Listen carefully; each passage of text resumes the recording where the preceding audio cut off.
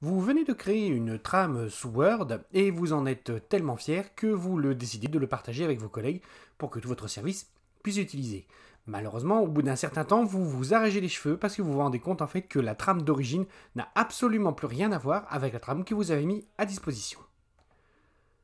Je suis Jérémy et dans cette vidéo, on va voir ensemble comment utiliser les modèles sous Word.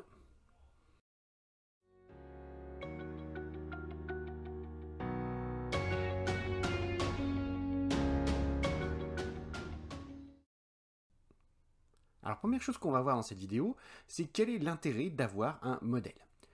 On va prendre un exemple concret. Vous faites partie d'une association sportive pour des enfants et vous avez besoin d'avoir un formulaire reprenant les coordonnées en fait des parents ou besoin, si vous avez besoin de contacter les parents en cas d'urgence. Vous avez bâti en tant que président, vous avez bâti ce petit document que en fait les adhérents doivent remplir. Donc vous êtes sur ordinateur, vous arrivez là, votre document correspond à ce que vous avez besoin. Euh, Vous avez un membre de l'association qui arrive et qui commence à remplir, donc les coordonnées du parent. Hop, on va mettre ici truc. Voilà, on va mettre ici le nom, on va mettre machin, etc., etc. Téléphone mobile 06 22 22 22, etc., etc., etc. Etc. Ah, la personne n'a pas d'adresse mail. Bah, ce que je vais faire, c'est que je vais supprimer carrément l'adresse mail. Hein, de toute façon, j'en ai pas besoin. Hop, je supprime. Il n'y a pas de deuxième parent. Hop, bah écoutez, je vais supprimer aussi ça, hein, après tout, hein, c'est une famille monoparentale, j'en ai pas besoin, voilà. Je vais enregistrer, hein, donc j'enregistre. Ok, voilà, c'est bon, j'ai terminé, j'ai imprimé ma fiche pour le mettre dans le dossier. Tout se passe bien. Vous revenez maintenant, vous, on va dire 2-3 jours plus tard, et vous avez une nouvelle personne qui cherche à s'inscrire dans votre association. Vous revenez sur votre formulaire, ici, et quand vous revenez sur votre formulaire, vous vous rendez compte que donc déjà les données en fait de la personne précédente elles sont disponibles. Et ensuite ici vous vous rendez compte qu'il manque une partie des champs, alors que vous aviez besoin que ces champs restent au cas où vous aviez une deuxième personne. Donc là il faudrait tout ressaisir à nouveau, mettre prénom, etc. Donc ça ne va pas. Pour la bonne et simple raison que vous avez toujours quelqu'un qui va enregistrer en fait par au-dessus votre fichier de modèle. En revanche, si on utilise un modèle, ce genre d'action ne revient pas. On va voir ensemble, dans la suite de la vidéo, comment ça se passe si j'utilise un modèle. Alors maintenant, on va voir la même situation, mais en utilisant cette fois-ci un modèle. Alors, où est-ce qu'on voit ici que j'utilise un modèle? Je vais zoomer un petit peu pour que vous puissiez mieux le voir.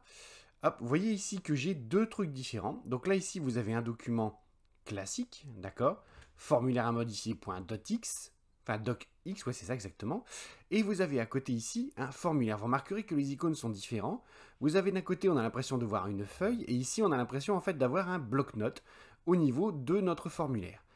Vous remarquerez que l'extension n'est pas non plus la même, puisqu'on passe d'un docx ici, voilà, .x, on passe à un .x ici, qui signifie en fait qu'on utilise donc un modèle. Alors, qu'est-ce que ça signifie? Retenez bien ici le nom qui a été noté, vous voyez, c'est marqué formulaire à modifier. Si je double-clique dessus,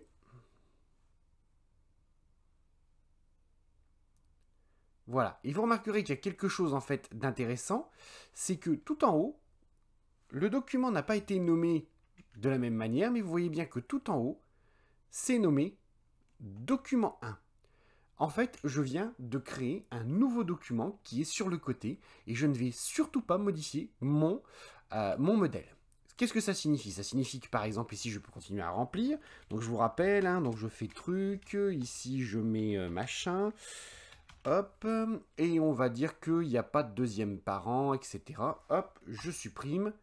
Je peux enregistrer. Alors c'est là que ça devient intéressant, c'est que regardez, si jamais je clique sur le bouton enregistrer, il va me proposer d'enregistrer ce fichier. Pourquoi? Puisqu'en fait, c'est un nouveau document qui a été créé, je ne touche pas à mon modèle. Alors, je ne vais pas l'enregistrer hein, pour le principe, mais vous voyez, j'ai fait des modifications. Non, excusez-moi, je vais l'enregistrer pour aller jusqu'au bout de la modification. J'ai terminé, hop, voilà. Je reviens donc un petit peu plus tard, vous voyez que le fichier est ici. Je reviens un petit peu plus tard, je ne prends pas ici le coordonnées parent 1, mais je prends bien mon formulaire à modifier.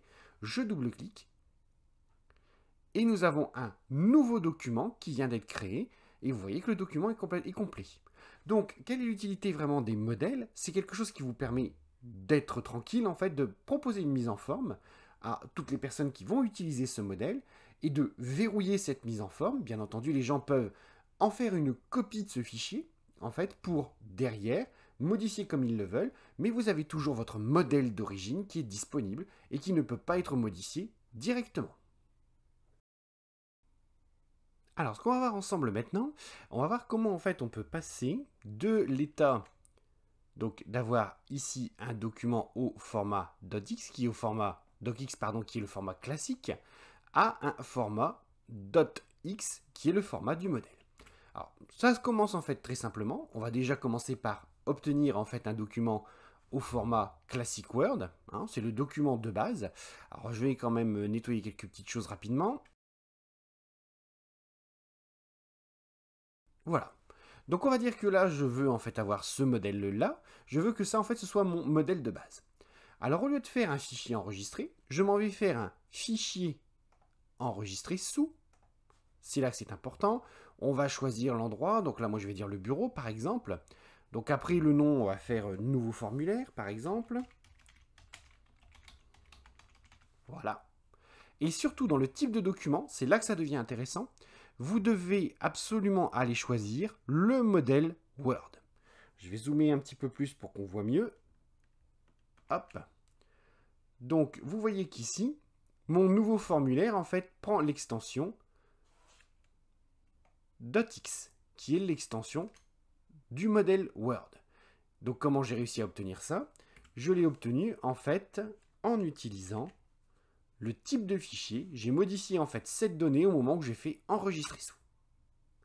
Donc, une fois que vous avez obtenu ça, vous cliquez sur enregistrer. Et vous obtenez un modèle, vous voyez ici en haut, nouveau formulaire. Point. Hop là, c'est un petit peu trop. Hop, nouveau formulaire. Point.x. À partir de là, mon modèle est créé. Alors, dernière chose à voir ensemble, c'est comment je peux modifier en fait mon formulaire. Comment je peux modifier mon modèle. Parce que là, si je double-clique dessus, il va m'ouvrir un nouveau document. Alors, il faut savoir qu'il n'y a pas de verrouillage qui est mis en place si vous utilisez simplement le formulaire, d'accord? Ce que vous devez faire, c'est que vous devez faire dans ce cas-là un clic droit dessus. Et en faisant le clic droit, vous voyez que vous avez l'option ici, ouvrir. Donc vous avez également l'option nouveau. Si vous faites un clic droit et vous cliquez sur nouveau, ça va faire comme si vous aviez fait un double clic. Ça va donc créer un nouveau document. Par contre, si vous faites ouvrir, ce que je vais faire là actuellement,